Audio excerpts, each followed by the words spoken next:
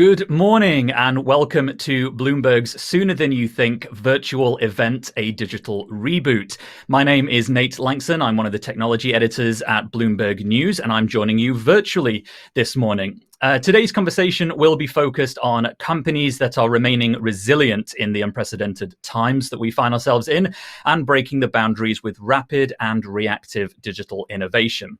We've got some terrific speakers today, and shortly we're going to get into that exciting conversation. But before we begin, I'd just like to recognize and thank our sponsor for today's event, OutSystems, which has produced an ebook that focuses on how to make businesses more agile and efficient through the use of low code. You can find that ebook for download within the window called Handouts.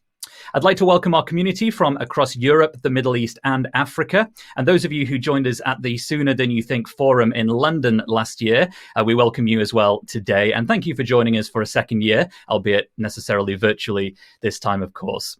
We also say hello to the thousands of you tuning in on social media and on the Bloomberg terminal. To avoid any technical hiccups, make sure you're using Firefox or Chrome, as these browsers tend to work best with the presentation software we have here, and refresh your browser if you have any issues, of course, with sound. You can restore windows using the little buttons at the bottom of the screen, and the size of each window is adjustable. We'd love you also to follow us on LinkedIn, Twitter, and Facebook using the handle at Bloomberg Live or at Business. And there will be opportunities throughout conversation today for some real-time input from you. And I encourage you to submit questions in the little text box in the bottom right of your screen. If you can include your first name and the city you're typing from when asking a question, that would be great too. We'll also invite you to vote in some live polling, which will appear in the polling box. Now, it's my pleasure to introduce Paolo Rosado, the founder and CEO of OutSystems, to help set the stage for today's event in this short pre-recorded message. Every company has been trying to digitalize the experience with customers, digitalize their internal operations. COVID-19 has not really changed that, but it has increased the visibility and the urgency to get to do those things faster. And what's been happening, what we're seeing with not only our customers, but everyone who's coming into our as a prospect and asking us how can they solve this challenge, is that they are facing an increasingly business organization that's changing faster than the digital capacities of the organization, their IT, their people. And so what we've realized is that these companies are facing tremendous challenges, not only in terms of catching up to the others, but also having to innovate, having a desire to leapfrog and get ahead. And so you can do that catch up, can be done by renting and by assembling a lot of services that today are available. But what we see is that if you really want to innovate and leapfrog the competition, every company now needs to develop and change their own software. But they have resources. They don't have the resources of the top software cloud product companies. And so they have to get these modern tools, and they have to develop this software 100x faster. They have a problem of having to catch up and having to leapfrog. And so we believe that leaders should be looking for modern tools to enable them to simplify the complexity of building and maintaining these systems and reducing the gap between business and IT, and modern development platforms based on low-code type of approaches using artificial intelligence behind it will allow these companies to create digital products that are at the level of the best Silicon Valley has to offer, and that more and more of their employees can contribute to making it happen. And so as you move faster, you can harness the innovation that's latent everywhere inside your organization with this type of modern platforms.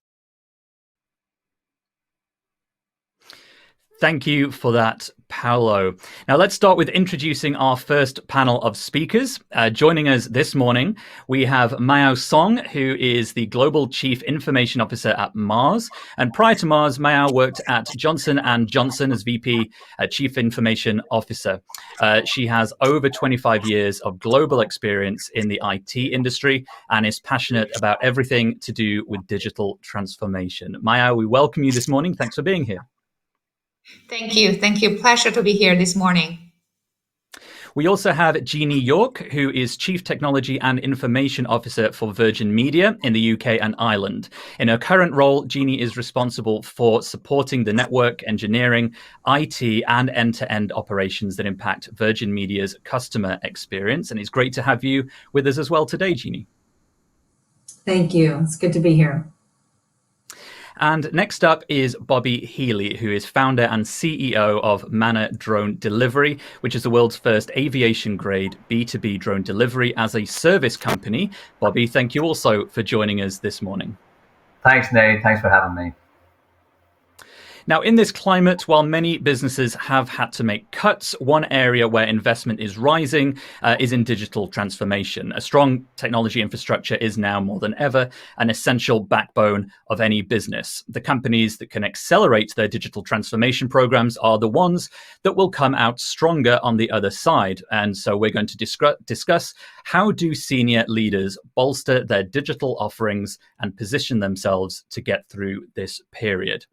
Before we get into that conversation, just very quickly, we'd like to hear how optimistic our audience is about digital transformation and whether it influences their buying habits. And we have a poll that is appearing now for you to vote on.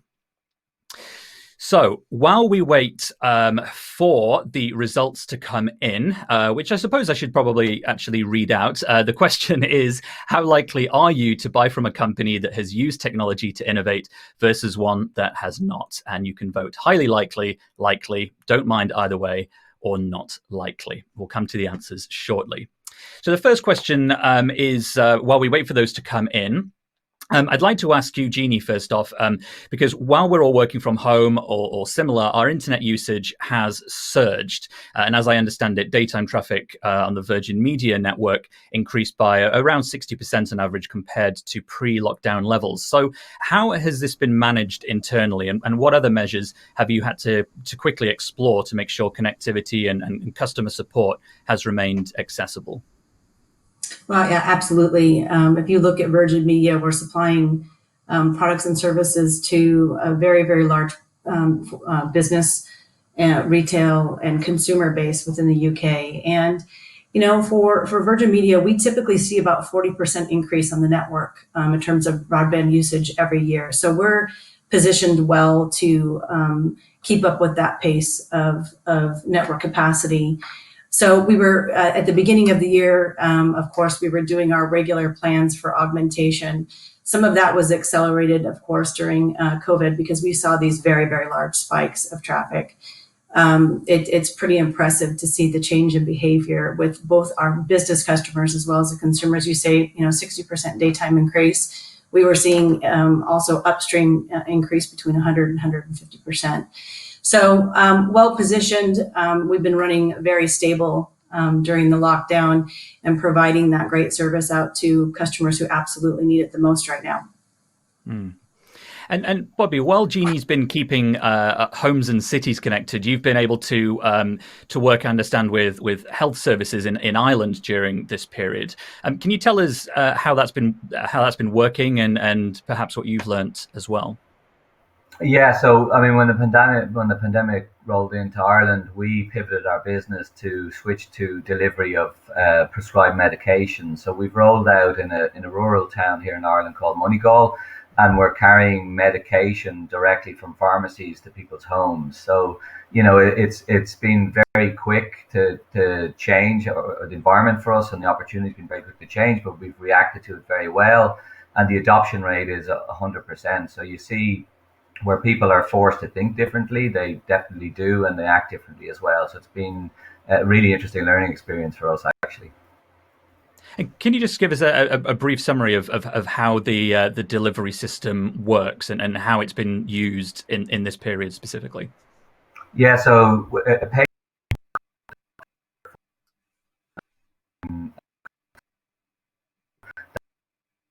link between patient and doctor. After that, if appropriate, the doctor will issue an electronic prescription using the HSE's electronic ordering prescription ordering system, and the pharmacy gets that, and we actually fly that then directly from the pharmacy to the customer's house. The aircraft will fly at about 80 meters, will arrive at the house overhead, and then we'll descend to about 15 meters, we'll hover there, and we'll lower the product down to the ground on a biodegradable linen thread. So the last customer yesterday was our oldest, was 88 years old using this service. So it's one of these, highly deep technology service offerings, but that doesn't require any technology know-how to use. So it's got a great blend of, old and new, no technology and 100% technology underneath. And it's as practical and convenient as it is spectacular. Well, I just quickly turn to the results of our poll, which haven't surprised me enormously in that individuals watching now are either predominantly highly likely or likely to buy from a company that has used technology to innovate versus one that has not. So there's a lesson for us all, I suppose, there. And Miao, if I could turn to you now, you've got brands that produce personalized nutrition for people and for pets, actually. And I know you've managed to expand to new markets during this period in considerably less time than it may have taken pre-pandemic. So maybe you could talk us through how that's worked. Thank you. Yes. So we're the largest pet care company in the world. So we run pet nutrition, pet food services, but also run the healthcare service for pets in the world. We have about 85,000 people working in the industry, in the business across different geographies in the world. When pandemic started, the pet owners are staying at home typically, and they had hard time to get our products. So what we did actually very quickly, we launched direct-to-consumer capabilities to be able to sell and deliver our products into different markets. And we actually look at different geographies. For example, within France, within 15 days, we launched integrated direct-to-consumer platform and also home delivery capabilities. That went live at early April, within 2 weeks. And we delivered actually hundreds goods directly to the consumer's house. And in the first few weeks, we have more than 500 orders. And based on the success of France, and then we went live the similar capability in Germany, in the Netherlands, and also in Mexico. All of these online capabilities or online store were built in a truly agile fashion, was launched in a few weeks time frame for each country. And if there's one sort of key thing or most important thing that you've learned doing this during lockdown that you anticipate continuing to use over the coming months and perhaps years, what would that one piece of advice be to other executives in your position? I think it's really around shorten the decision-making process. As a large organization, typically the decision-making of investment or decision-making of technology and solutions takes long. But during the crisis, I can see that the truly agile in everything we do in the organization, including decision-making, including setting up the solutions that shorten the whole thing. I would say agile in scale is actually what we're going to carry over after the crisis. And Jeanie, if I can turn to you, the streaming video services like Netflix and Amazon Prime, YouTube, Apple TV, they take up enormous amounts of network traffic for your customers. And earlier on in the pandemic, these providers said they were going to reduce the default quality of the streams that they gave to their customers to help ISPs like Virgin Media and many others to manage the increased anticipated demand. And I just wondered, as we start seeing lockdowns easing around Europe, do you think this made a difference? Was this necessary? Did you hear that from customers, that this was a requirement? Yeah. Yeah, it's actually a really good question, Nate. In the beginning of the crisis, we weren't really quite sure what we were going to be up against in terms of demand. We knew that the profiles would be changing. We knew that in the very early onset, we saw that shift of our customers' behavior changing with the majority of our consumers working from home. And we very quickly reached out to several of the providers, not only video providers like Netflix, but also other businesses that are doing very high demand volume on our network, like the gaming industry. As you know, when you look at Call of Duty, the software updates that are upgraded every single month or so are very, very, very high intensity demand on our network. And so we sat with many of them and collaborated across the industry. And this was just not in Europe, it was across the US as well as other parts of the world, and really partnered to say, what can we do to provide the best service, but also put some protection mechanisms in play while we learn what's happening within the demand profiles of our networks. It's going to give the consumer and the business customer a better experience. And it's something that you can do with technology. And so things like bit rate limiting, which is exactly what Netflix did, helped to give us a little headroom. It wasn't necessary for us. We were still performing quite well while those high capacity demands hit the network. But it gave little extra headroom that we wanted to have as we kind of learned what the new normals were going to be on our network. So I think it was a great industry collaboration, something we definitely would do again in the event that we need to. And did it affect sort of the customer support initiatives that you have in place? I presume most of your support staff were having to work remotely, and by nature of Virgin Media providing internet connectivity, you have to not only serve your own customer support agents with internet, but also allow them to remotely support other people who may be having questions or concerns with their internet. And how did that process play out? Well, in terms of network performance and overall, of course, we had somewhere around 2,000 agents that shifted into a very quick remote working environment. Our sales force completely shifted as well from feet on the street in our retail departments out into a remote working situation. And so, we were able to very quickly stand up that capacity within hours. And so that went relatively smooth. And then, of course, when you don't have Call of Duty and these big bandwidth impacts hitting your network during the daytime, which is actually they would typically push those at peak. It did help to shift and balance that traffic for not only our employees but the rest of the Virgin customers. Mm-hmm. And Bobby, one of the advantages of drone-based delivery, of course, is that you can fly above congestion in the streets. But we've also seen during lockdown that city streets certainly have been broadly empty, and we've had green campaigners and city officials in a variety of cities saying that this might be even be a turning point for keeping more cars permanently off the road. So I just wonder, has that altered how you see the importance of aerial vehicles, specifically in terms of last mile delivery? Yeah, I mean, for sure there's going to be less traffic going forward, but aerial delivery, the way to think about aerial delivery is that it's faster, it's cleaner, no CO2, it's scalable. I mean, scale is a function of your manufacturing, so there's unlimited supply of it. It's safer, so you don't have delivery drivers or cyclists risking their lives breaking red lights to maintain speed. So there's just on every single point you can think of, using the air is more reliable and a better consumer experience.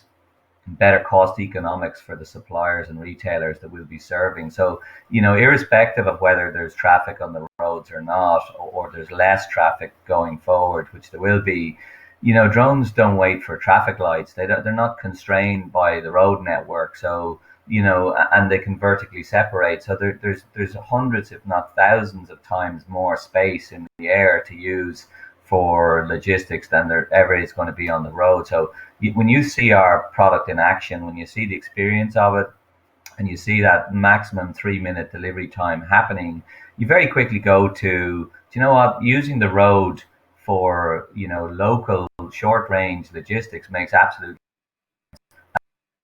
traffic doesn't come into it. And on the green side, why would you put, someone that weighs 95 kilos in a 3-ton car that burns diesel to carry a meal to one person in their home? It's just ridiculous. And our belief is that there will be no more local parcels and products. Mm. Is there a particular product that you found unusual that people have been ordering during this period? Yeah, it's interesting. We always thought certain things, and obviously pharmacy is our primary use case, so critical supplies to people. But people are also ordering puncture repair kits, birthday cakes, you name it. Like we had one person last week order 6 eggs for delivery. I mean, eggs. Who orders eggs for air delivery? But as it turns out, we can deliver eggs. It's no problem. We use LiDAR for the landing part. And so that person got 6 deliciously fresh, organic, farm-produced eggs in less than 3 minutes.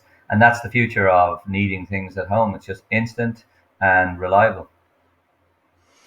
Well, before we turn to an audience question, I just wanted to look into the future a little bit and ask you all to dust off the proverbial crystal balls and look ahead over the next 12 months. And one of the most significant events we're going to have to prepare for, of course, is a major change in Britain's relationship with the European Union. And Miao, if I could ask you first, what is the experience of maintaining business continuity throughout the pandemic better prepared you for, do you think, with regards to Brexit or in general the potential supply chain and other logistics disruption that perhaps we can expect to see? Yeah, I think depending on which industries you are, there's a pretty, I would say, sophisticated and a complex situation.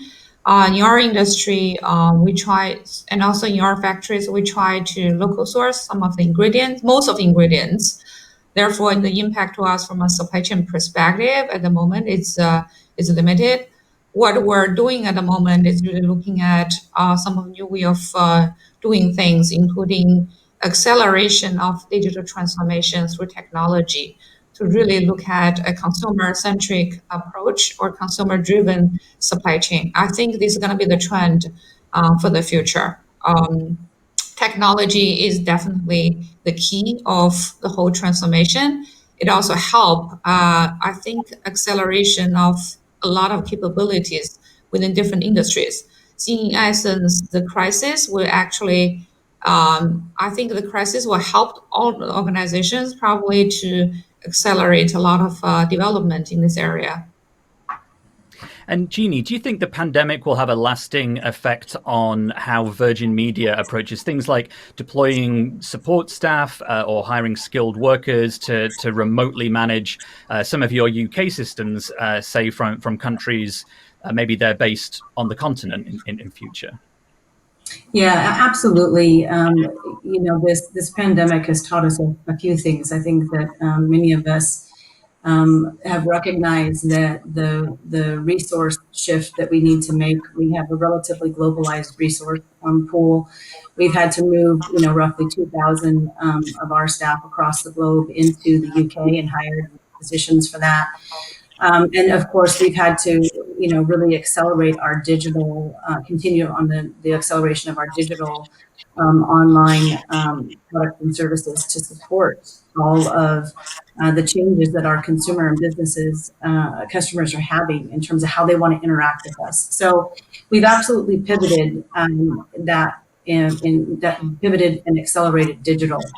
I see, with Brexit as well as, any other pandemic that might hit us in the future, it really is about doing business a completely different way than we did before.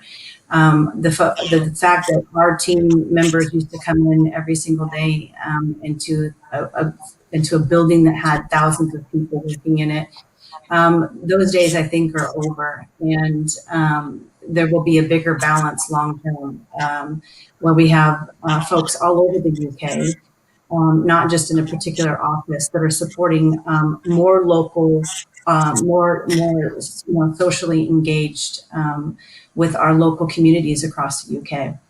And I think that I don't think that that's a bad thing. I think it's this event has certainly changed the way that we look at where our staffing is to support the customer. And I think that the term more local, providing that connectivity more locally, as well as the support, I think you'll see more of that from us. And quick final one then for you, Bobby, just before we move into the audience question. What are you anticipating is going to have the biggest impact on the drone delivery industry over the next 12 months? And has what's happened over the last 3 or 4 months altered your prediction in that regard? Yeah, I mean, the whole industry has been accelerated, and the narrative around drones for anything has matured, and I think that the openness of the general population, certainly of governments, to support the use of drones, and the general sentiment towards drones is far more positive now. Setting aside that the stupid use case of drones, spying on people and police forces using them for the wrong reasons, the general consensus is that drones are now a good thing. We can use drones for better. They're cleaner, they're safer, they support cocooning people in all sorts of different sectors of society in a far better way going forward. So, I mean, the pandemic has forced that thinking. It's forced people to consider what the world our technology has opened up. It's accelerated, and I would say that it's accelerated by a number of years for the drone delivery industry. Okay, well, thank you for that. Now, we've got a question that came in via our audience chat panel. This came in from Nikki, who is in Munich.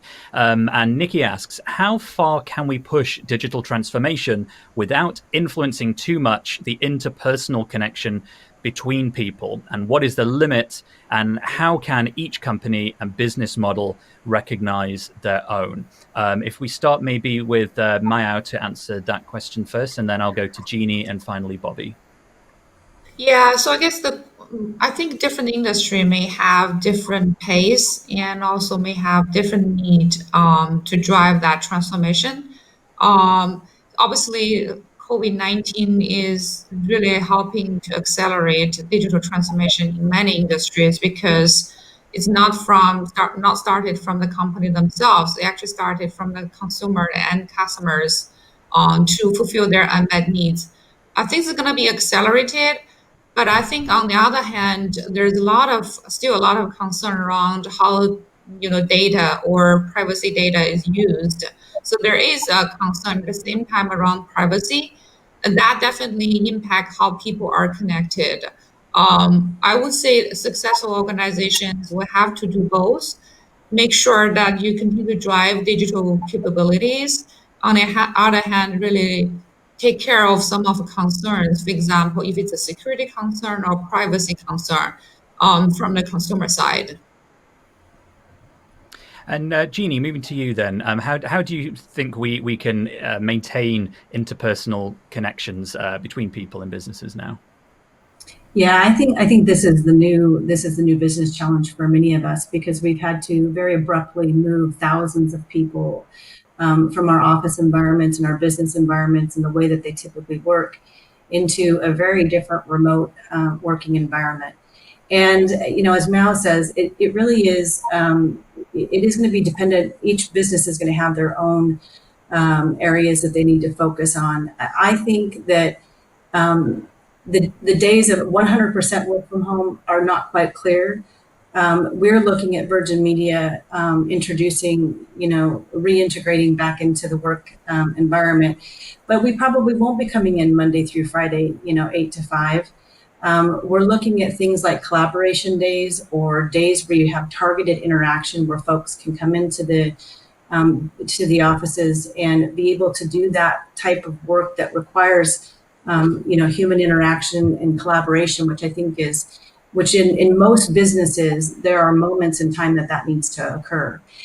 So I think that the balance will be about how you strike that and how you continue to innovate in technologies that do enable collaboration and better collaboration, across the people and the business, which right now, there are quite a few tools out there that help us with that. But that's a space that needs to get more matured, so that you really can have interactive whiteboard sessions and co-create with people all over a country or a nation, and really kind of bridge that gap, because people are social creatures. We need interaction, not just through the medium of a WebEx or a phone call. So that element, I think, will always be there. It's really finding the new balance between the way we used to work and the new way forward.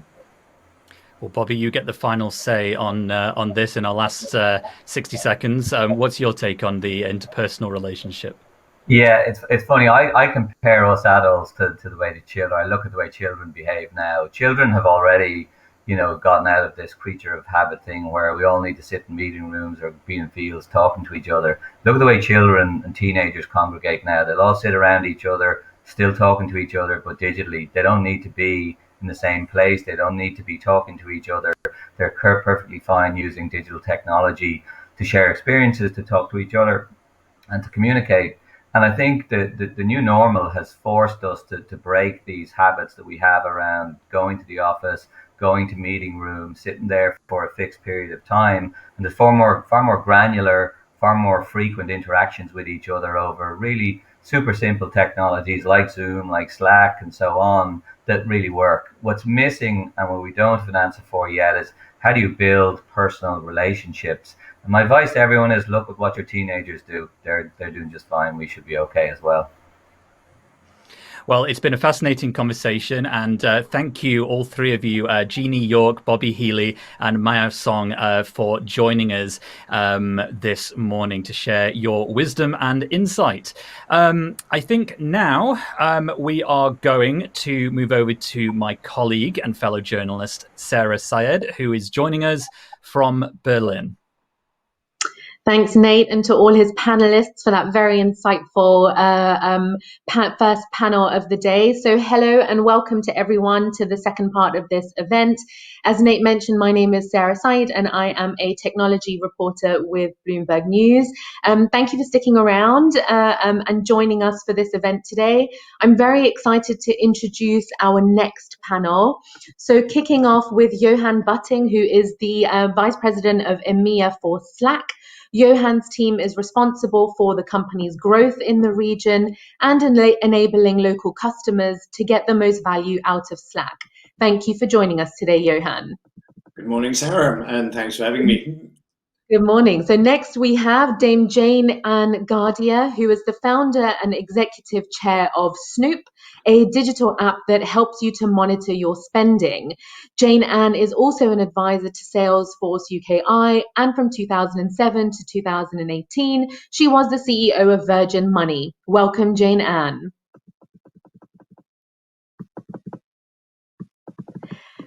And last, but by no means least, we have Dr. Ali Parsa, who is the founder and CEO of Babylon, the AI and digital healthcare company that provides remote consultations with doctors and healthcare professionals via text and video messaging through its mobile application. Thank you for joining us today, Ali. Thank you, Sarah, for having me. So I think it's fair to say that some of the greatest innovation that we've seen come from businesses which have pivoted to address current needs. So auto manufacturers are producing ventilators, and healthcare businesses are monitoring patient symptoms remotely.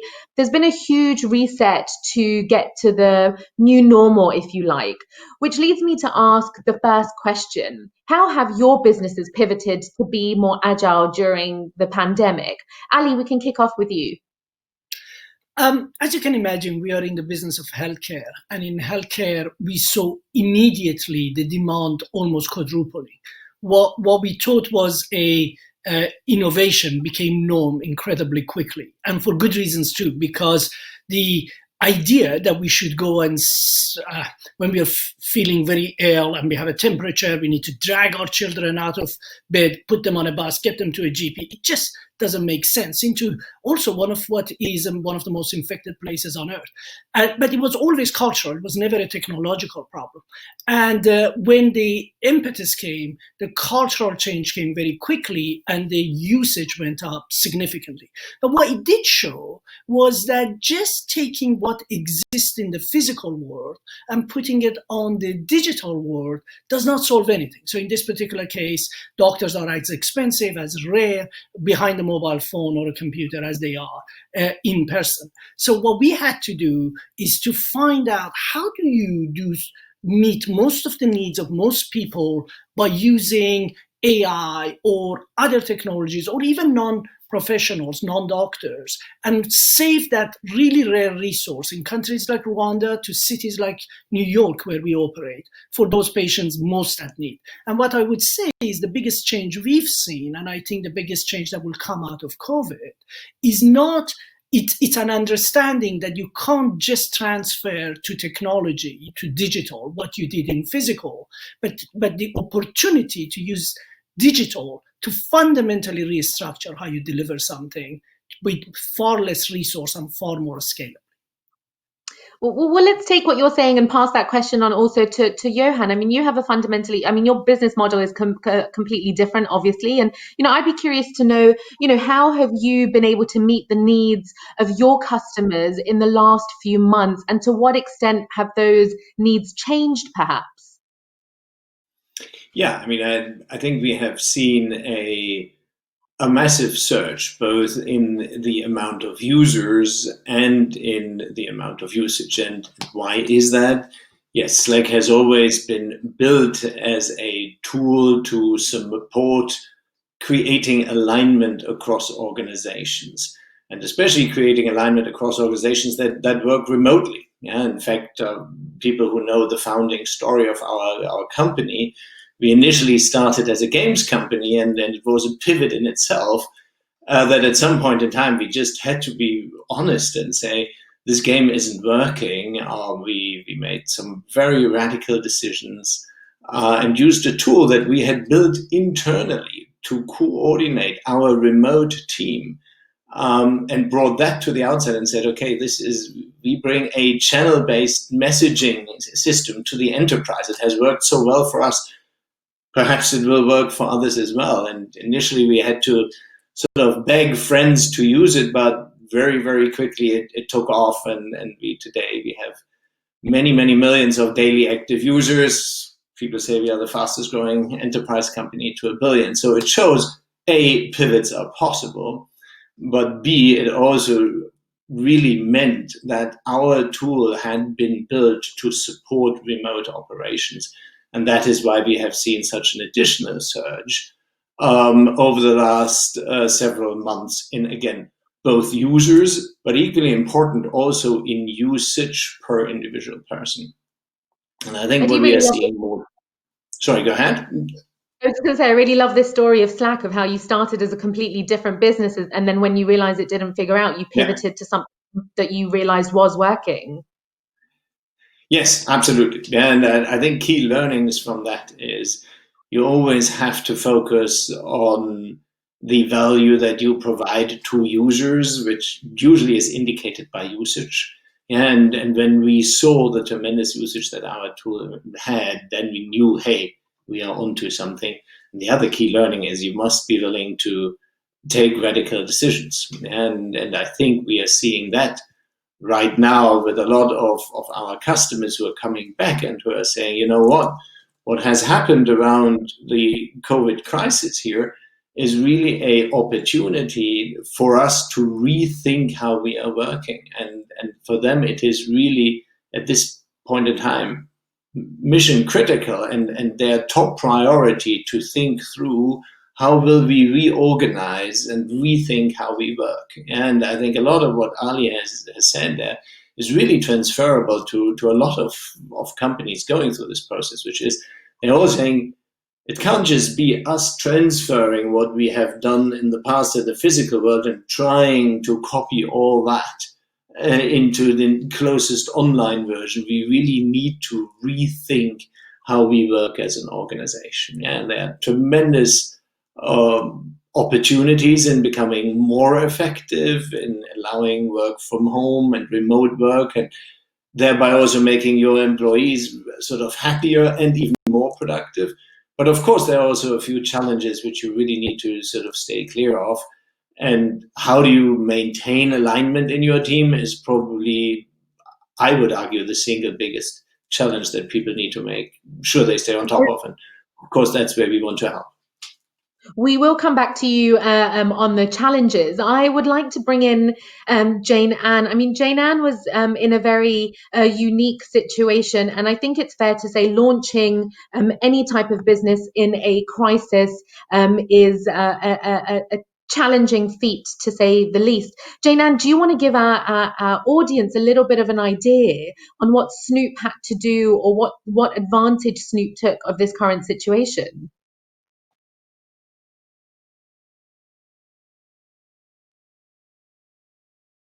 I think we have a slight technical difficulty with Jayne-Anne's connection. So I will go to the first polling question whilst we try to fix that.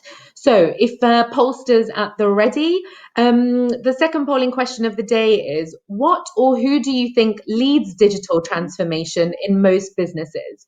Would you say that's A, the CEO, B, the CTO, or C, it's crisis-led? We'll give you a moment to answer those to answer that polling question. And whilst we wait for the results of the polling to come in, I think one of the things that I find interesting is you know, with young companies, the talk as much as of how hiring is a massive factor in you know, creating a good business and building a solid background for growth. How difficult is it to hire in this environment? Ali, do you want to start off by answering that question? The answer is 2 words: incredibly difficult. I mean, we were right in the middle of setting up a second headquarters in the Bay Area, where we were going to hire in the Valley in West Coast of United States. And we were about to hire some significant leaders for our organization. And what we found is that while this interaction on Zoom or Slack or whatever works, it doesn't really build relationships. And for somebody to make a significant move on one hand, and for us to create significant trust so we can have them on the other side, it proved really, really hard. I think it's okay when you're hiring, making a small hires, engineers, people that are dealing with a specific part of your work. But in hiring your leaderships or people in the core parts of your team, it becomes really hard. In our experience, we didn't expect it. We thought that we can build those relationships virtually, but as we saw, there's something.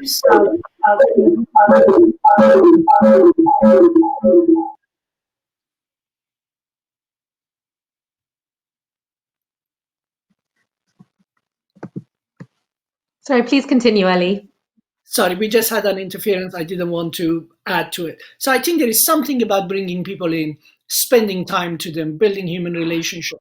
And that goes also back to our industry, right? A lot of people say about the Babylon, hey, would AI or would technology replace completely doctors? The answer really is It doesn't all the time because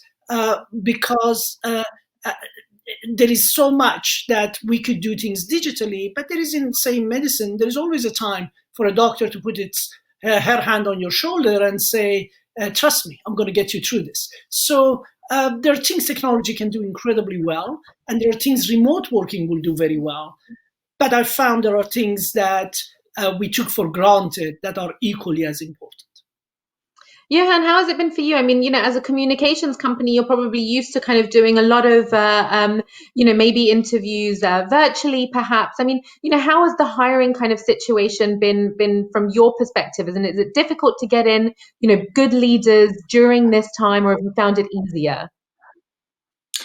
Yeah, so a couple of thoughts on this one. Obviously, as for all companies, recruiting is extremely important for Slack. It is, I would argue, probably the single most important thing I do every day.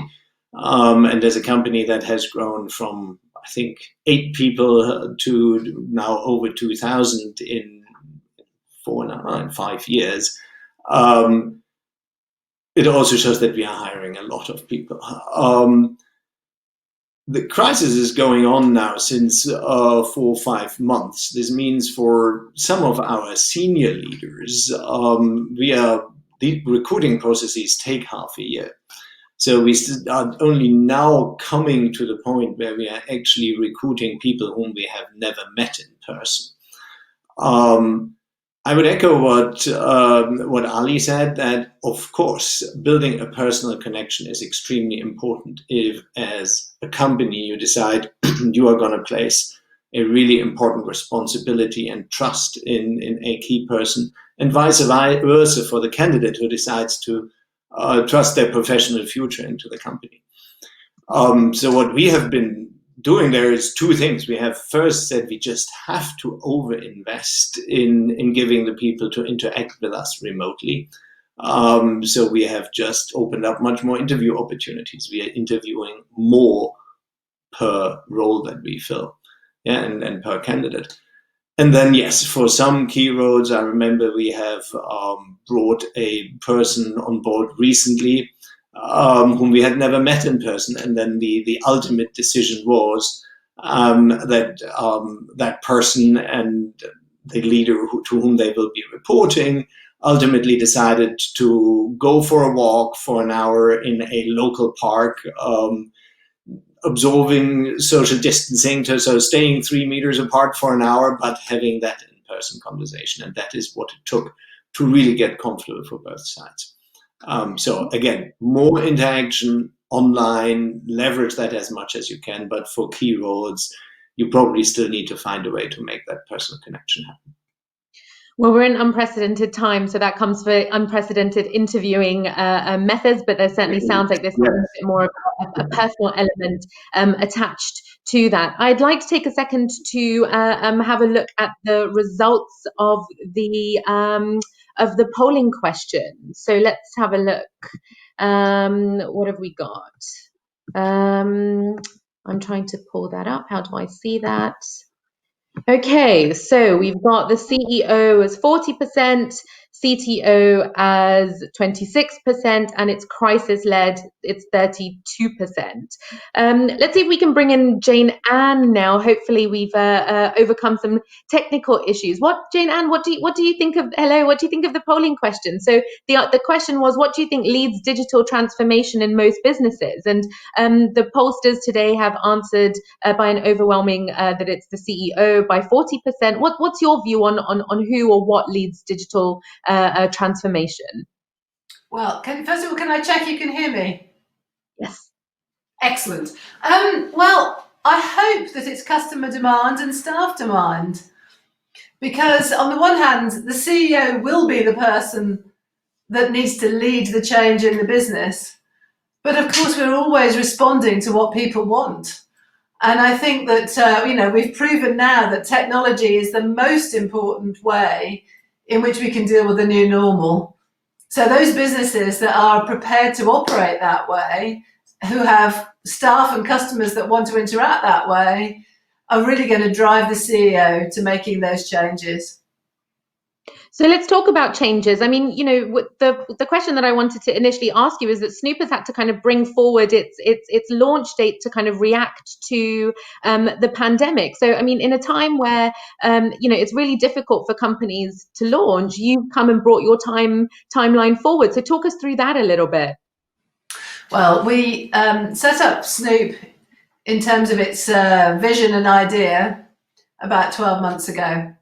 And we have a brilliant team. They were the digital banking team at Virgin Money. And, we were able to use all of that skill and experience in order to set the business up.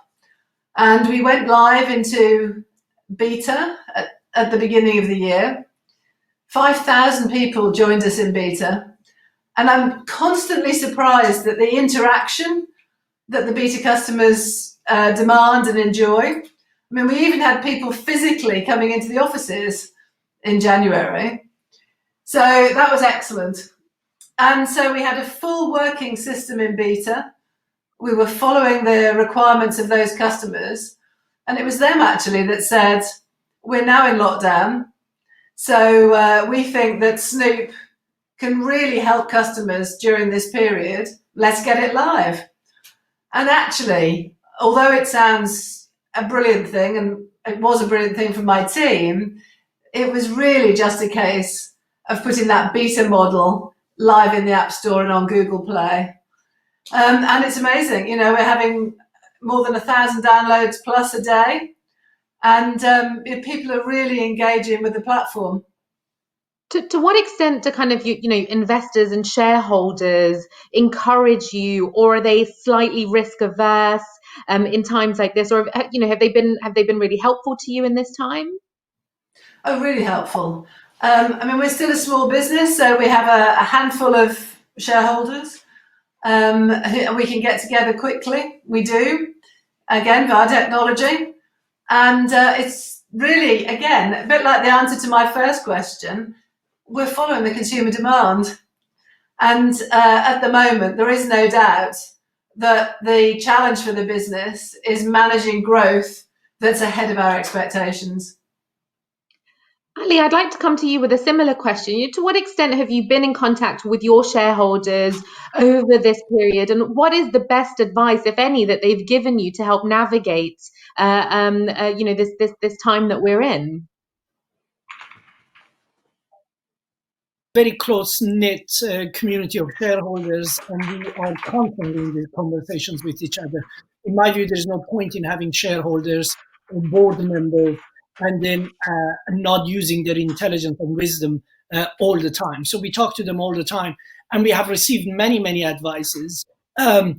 Sometimes, like every other intelligent person, contradictory. And it's the job of the team to sift through this and figure out what works for you best. Perhaps the biggest thing that we have seen is, how do you invest in the growth? So we've seen a scenario in which what was part of the core of our business commoditized almost overnight. And what we saw was a lot of other people in our industry double down, triple down on that, because just to capitalize on that growth. And we made a contrarian decision that, look, this is going to become a commodity. It doesn't really matter how much is going to be used today. The question is not where the puck is today, but where is it going to be tomorrow? And let's invest in that. Let's de-invest out of what is commodity and reinvest significantly into where the next step is going to be. That required a significant buy-in from our investors and from our employees and from other Babylonians who had put their heart and soul into what they thought would be there for the next 3 to 4 years, which in 3 to 4 months basically became commonplace. And I can tell you that unless you build those consensus, and you never build consensus, but unless you have the support of everybody, you cannot really progress. And we were lucky enough to have really good investor community, but also good Babylonian community who lined up behind the new strategy, which is a lot of hard work, if you can imagine, from far to communicate. Because the job of a CEO at the end of the day is to communicate and get buy-in for the vision that unites the entire organization. And that is sometimes easier when you're physical, but you need to reinvent and do it virtually. And the investors have been great on that. I can't fault them. And by the way, I hear a lot of entrepreneurs often complaining about their investors. The reality is, the moment you see that antagonism between the investor and the entrepreneur or the management team, you see a dysfunctional company. People join something because they believe into a vision, and as long as they're together, that vision works. There's never one versus the other; it's the two hand in hand.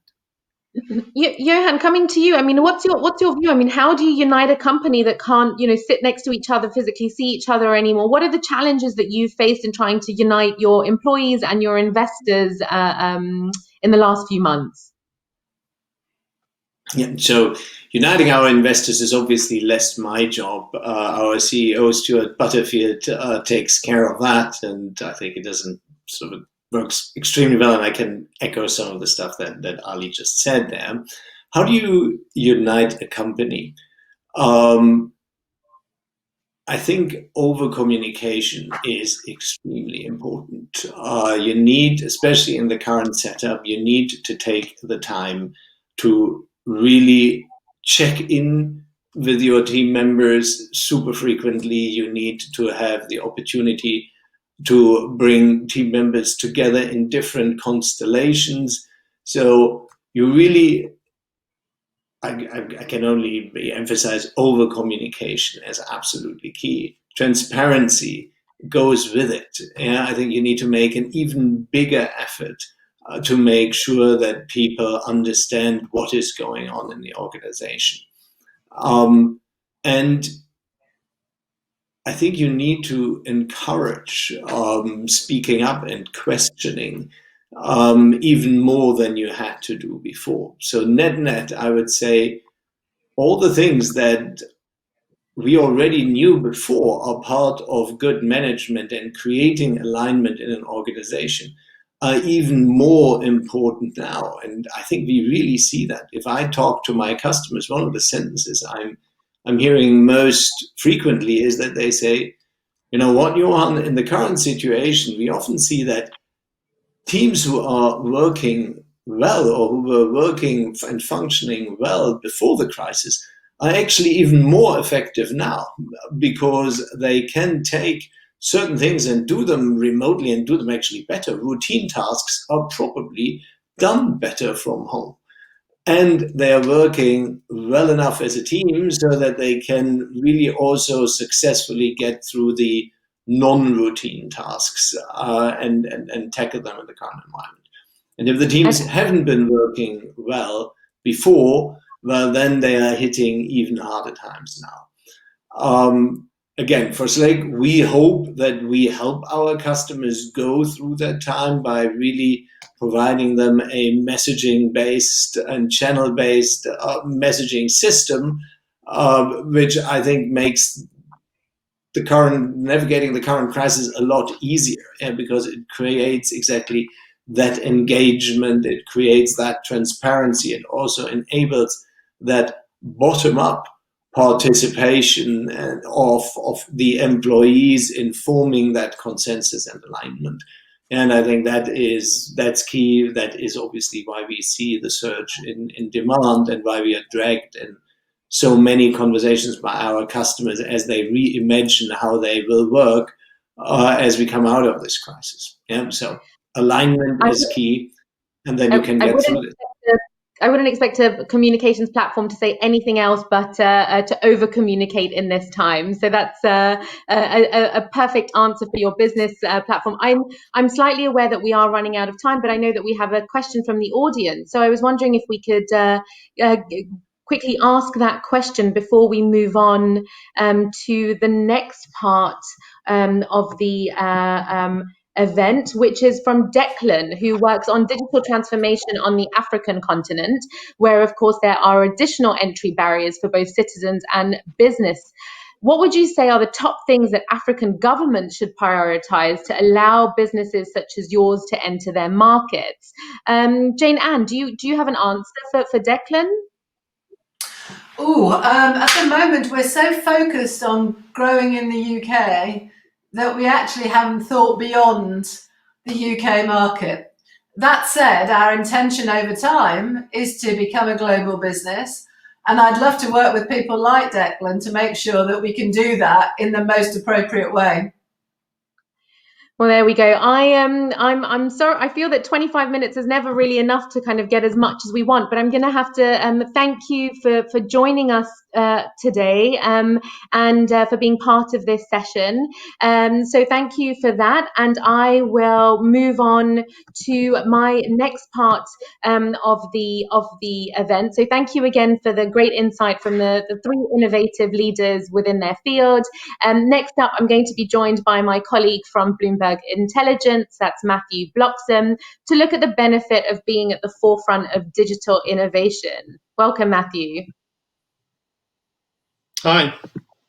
So Matthew heads up Bloomberg Intelligence, Technology, Media and Telecom Research for the EMEA region. Let's kick off with our first question. First point. You've chosen to highlight an initiative from the ad agency Publicis that's called Marcel.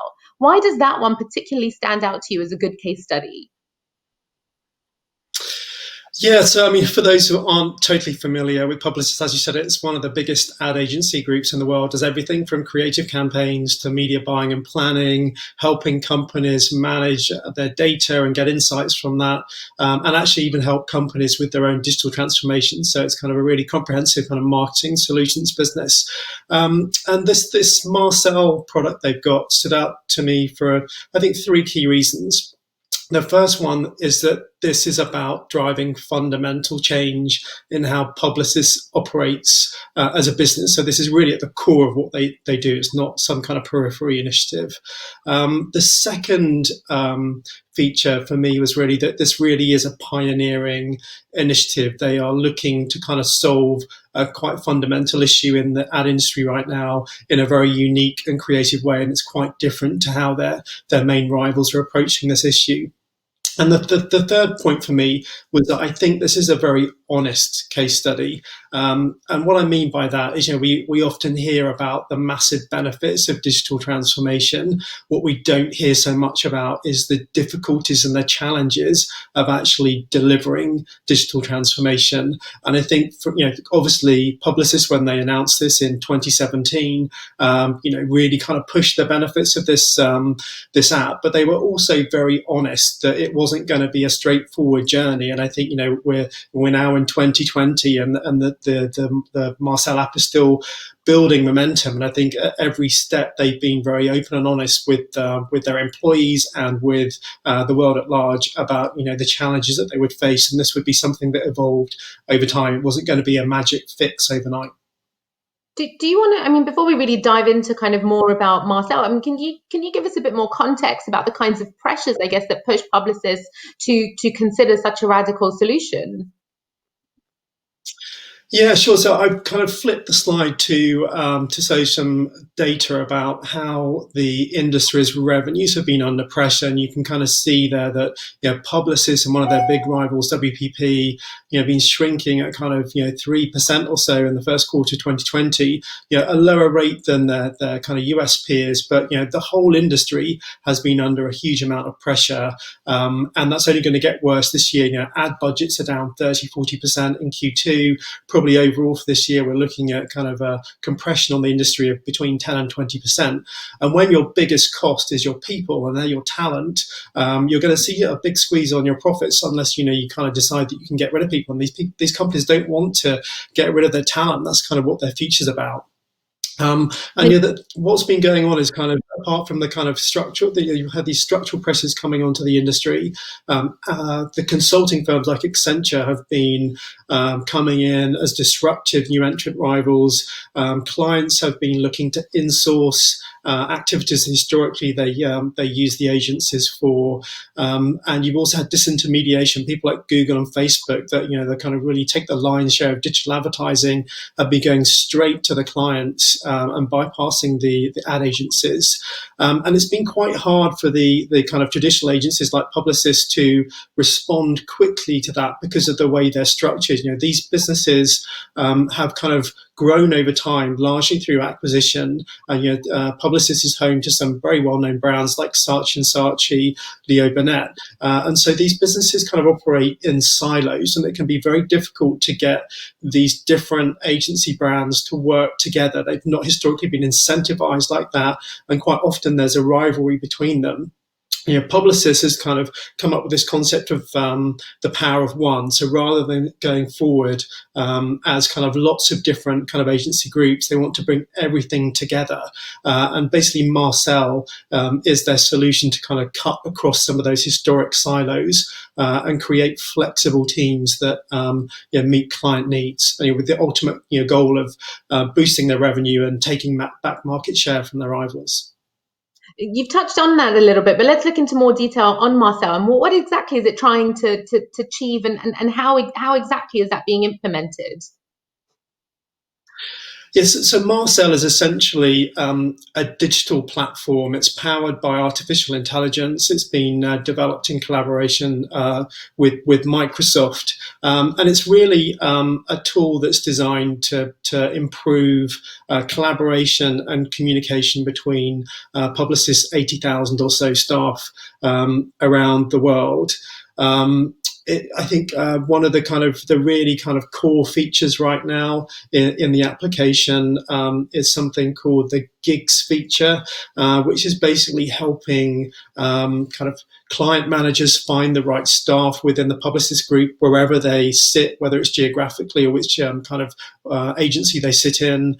And it's also helping those individual staff to kind of find work and to contribute to work that's going on across the group.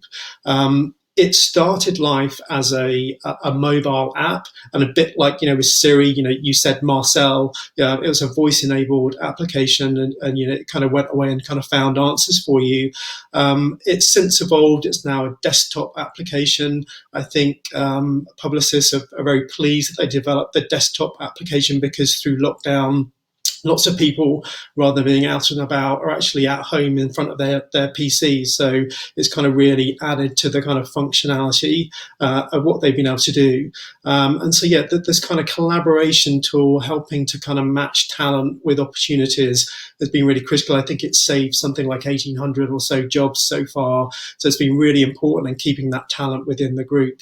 Another area that's been really important, it has a kind of knowledge sharing system. So when the pandemic first kicked off in Asia, they were quickly able to share within the group what was going on at the client interface, how this is affecting clients, and be well prepared for that as it kind of spread through into Europe and the US. And they're starting to integrate these tools with external collaboration tools, like, for example, Microsoft Outlook, Microsoft Teams, LinkedIn. So you kind of starting, I guess, to become a kind of real workflow hub for Publicis employees to improve their day-to-day kind of productivity, if you like, and to improve how Publicis performs for clients.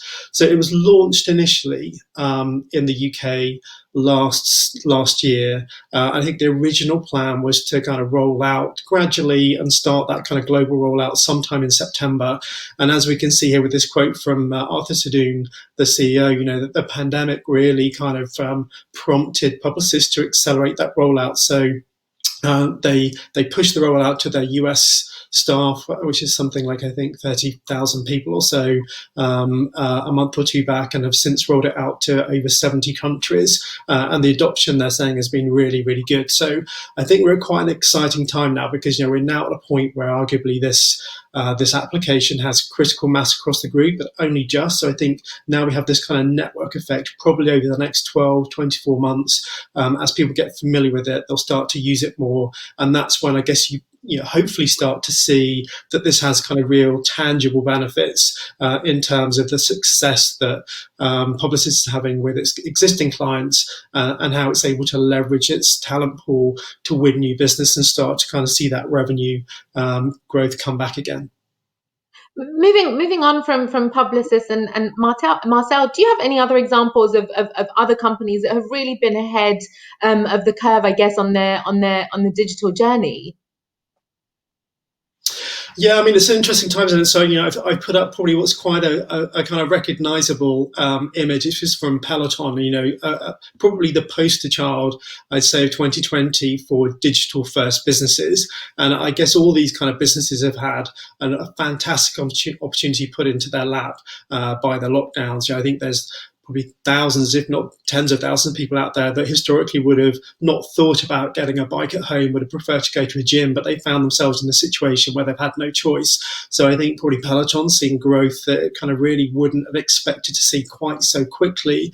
And I think that's been the same for lots of other digital first brands. We hear a lot about direct consumer businesses now, that focus on very specific things, like kind of eco-friendly washing tablets, or eco-friendly toilet rolls, or getting organic vegetables. And I think so many people working from home now, there's been an opportunity for people to consider actually using those and bringing them into their lives. So I think that's kind of that's really given those businesses a massive growth ramp. I think the question for me now is going to be whether they can hold on to that as we go back into the kind of more normal way of working as lockdowns ease. Are people going to hold on to their Peloton subscription? Are they going to continue to subscribe to these kind of direct consumer businesses, or are they going to go back to what they used to do?